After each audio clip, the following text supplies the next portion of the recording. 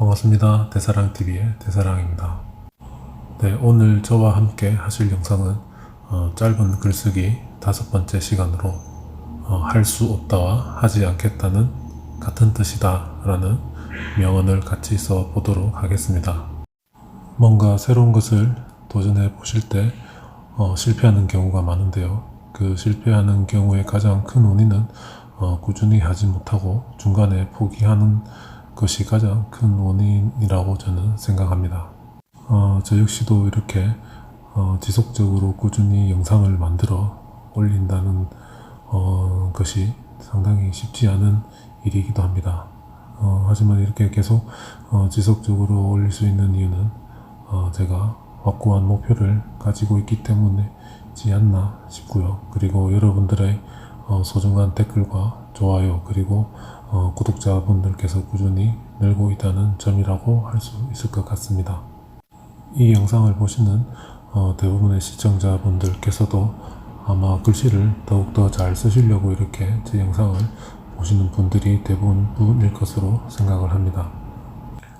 중간에 이제 더 못하겠다, 할 수 없다 이렇게 포기하지 마시고 저와 함께 제 영상을 보시면서 즐거운 마음으로 꾸준히 연습을 하시면 어느 순간 여러분의 더 나은 글씨체가 분명히 가지게 되실 것으로 생각합니다.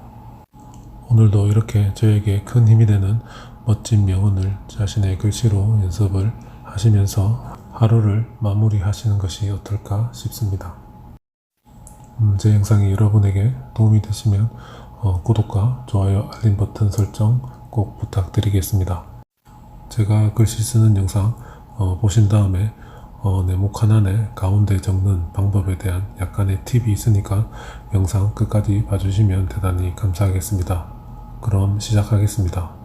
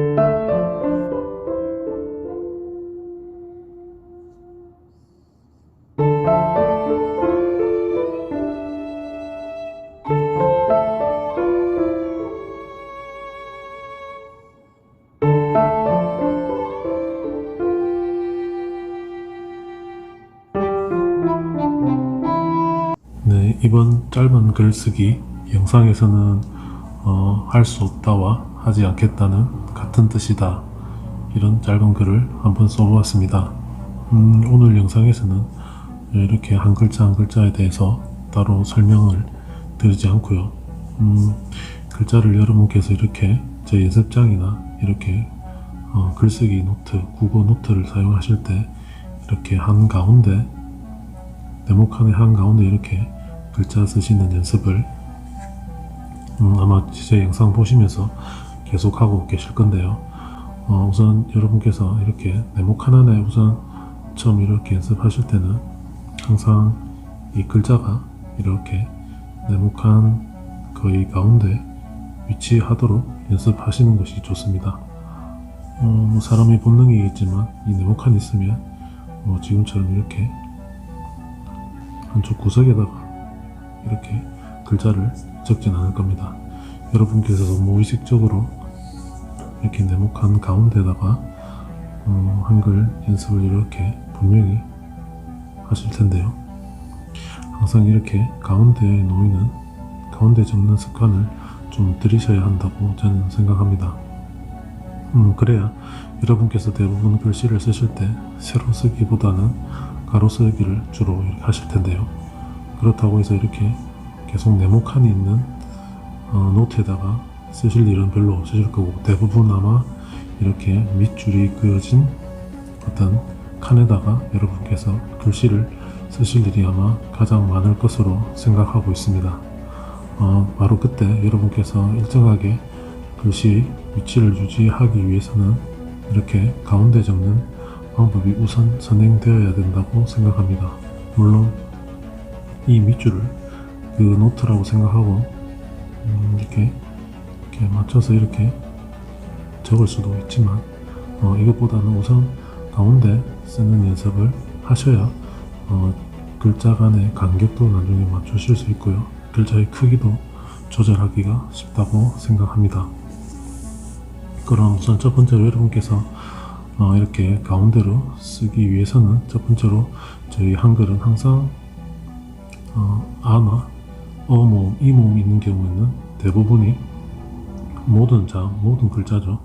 이렇게 자음과 모음으로 이루어져 있습니다. 그래서 이렇게 자음과 모음을 2등분 할 수 있는 거죠. 그래서 이 자음과 모음의 이 중간 부분이 이 네모칸 안의 가운데 오게끔 항상 시작하셔야 됩니다. 근데 저희가 글씨를 쓸 때 대부분 이렇게 자음을 시작하기 때문에 이 자음의 위치를 이 네모의 중간, 그리고 높이 방향으로의 중간 거의 항상 요 왼쪽 부분에 어디든가 시작하셔야 될 텐데요. 이 첫 번째 시작하는 위치는 여러분께서 쓰는 글씨의 크기에 따라서 좀 달라질 수 있습니다.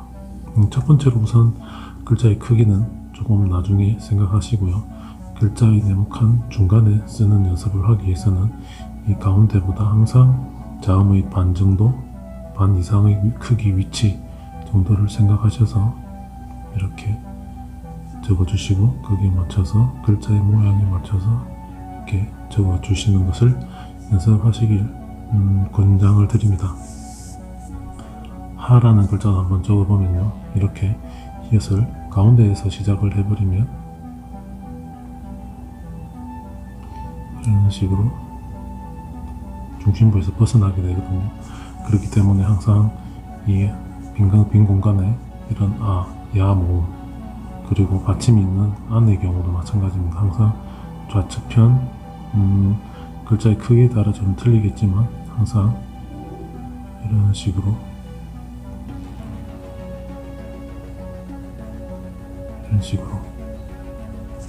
여러분께서 항상 좌측편에 어느 정도 글자의 크기, 첫 번째 자음의 크기를 생각하셔서 그 자음의 크기에 반 이상 떨어뜨린 위치에서 시작하셔서 자음을 적어주시는 연습을 꼭 하시길 부탁드리고요. 뜻처럼 이렇게 모음이 이렇게 들어간 경우는 여러분께서는 그냥 딱 모음일 경우에는 항상 가운데, 세로선의 가운데에서 시작하고, 그리고 글자의 중심이 이 중간 위치에 있다 보니까 자음의 반 크기만큼 올라가셔서 이렇게 글자를 시작하시는 연습을 하시는 것이 좋습니다. 그렇게 해야 일정한 글자의 모양도 나오고요. 글자의 크기도 나중에 숙련이 되시면 일정하게 하실 수가 있습니다. 그리고 뜻처럼 이렇게 쌍자음이로 시작되는 경우는 역시 여기서 보시던 마찬가지로 이렇게 나누어 보면요, 쌍자음의 자음과 자음 사이 중간 부분이 세로선의 가운데에 좀 오게, 역시 이렇게 글자의 크기를 어느 생각하시고 이렇게 가운데 오게끔 하신 다음 이렇게, 그리고 이렇게 쓰시고 너무 간격이 벌어졌다 라고 생각하시면 조금 더 줄이셔가지고요, 조금 더 아랫부분에 이렇게 한 번 더 쓰시면서 알맞은 글자의 모양을 이렇게, 중심의 모양을 이렇게 찾으셔야 한다는 뜻입니다. 네, 이번 시간에는 할 수 없다와 하지 않겠다는 같은 뜻이다 라는 글자로 여러분께서 이 네모칸 안에 한 글자 한 글자 연습하실 때 그 가운데 시작하는 가운데 글자를 위치하기 위한 요령을 잠깐 말씀드렸습니다. 네, 오늘도 짧은 글쓰기 연습하신다고 대단히 수고 많으셨습니다. 고정 댓글에 제가 만들어 놓은 연습장도 있으니까요, 꼭 활용하셔서 연습하시고요. 주변에 악필로 고생하시는 분이 계시거나 글씨를 조금 더 잘 쓰고자 하시는 분들이 계시면 제 영상 그리고 제 채널 꼭 한번 추천 부탁드리겠습니다. 지금까지 대사랑TV였고요. 다음에 더 좋은 글로 찾아뵙겠습니다. 감사합니다.